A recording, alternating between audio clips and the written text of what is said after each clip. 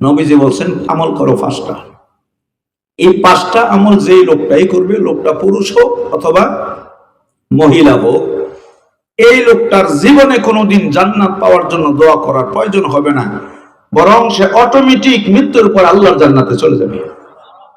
কারণ জান্নাতি তার জন্য দোয়া করছে, আল্লাহ এই লোকটার গুনাহ তুমি মাফ করে দাও, আমি জান্নাত তোমার এই বান্দার জন্য, এই বান্দির জন্য অপেক্ষায় আছি। আল্লাহু আকবার, জোরে করো। 5টা আমল কি কি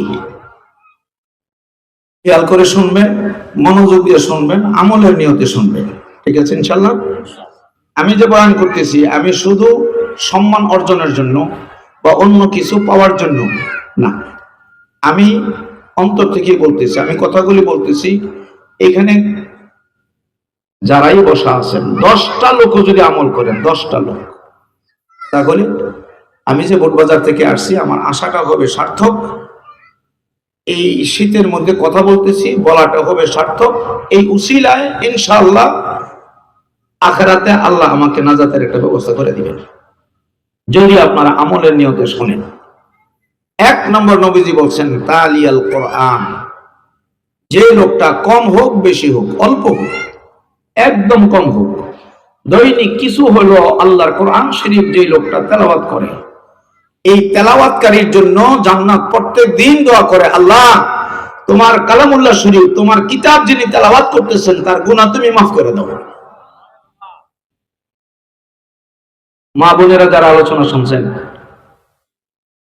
আপনারাও এই আমলটা করবেন। 1 নম্বর হলো তালিয়াল কোরআন, যে লোকটা আল্লাহর কোরআন শরীফ তেলাওয়াত করে। আচ্ছা বলেন তো দেখি, আল জামিয়াতু আল সুফা দারুল উলুম মাদ্রাসা ও এতিমখানা, এখানে কোরআন শরীফ শিক্ষা দেওয়া হয় না?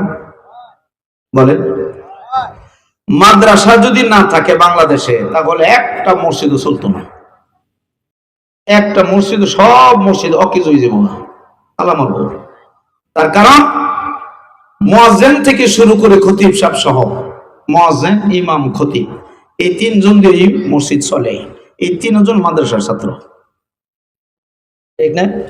এই 3 জনই মাদ্রাসায় লেখাপড়া করে আজকে যে আমি বয়ান করে আসছি বোটবাজার, আমি যে মসজিদে নামাজ পড়াই, শুধু জমা পড়াই, প্রায় 2,500 থেকে 3,000 মুসল্লি হয় আলহামদুলিল্লাহ। এই যে 2,500 থেকে 3,000 মুসল্লি বৈশা আলোচনা শোনে, আমি যদি আমার মা বাবা যদি আমাকে মাদ্রাসায় না পড়াইয়া, কওমি মাদ্রাসায় না পড়াইয়া যদি স্কুলে পড়াইতো, আমার বয়ান কি মানুষ শুনতো? আপনারা দাওয়াত করে আমাকে নিয়ে আসতেন? প্রশ্নই আসে না। মাদ্রাসায় পড়ার কারণে আজকে আমি ইমামতি করতেছি, জুমার নামাজের বয়ান করতেছি, জুমার নামাজ পড়াইতেছি। যিনি ইমাম তিনিও কোরআনের হাফেজ, দাওরা হাদিস পাস। তাহলে দাওরা হাদিস স্কুলতে পাস করছে কোন জায়গাতে?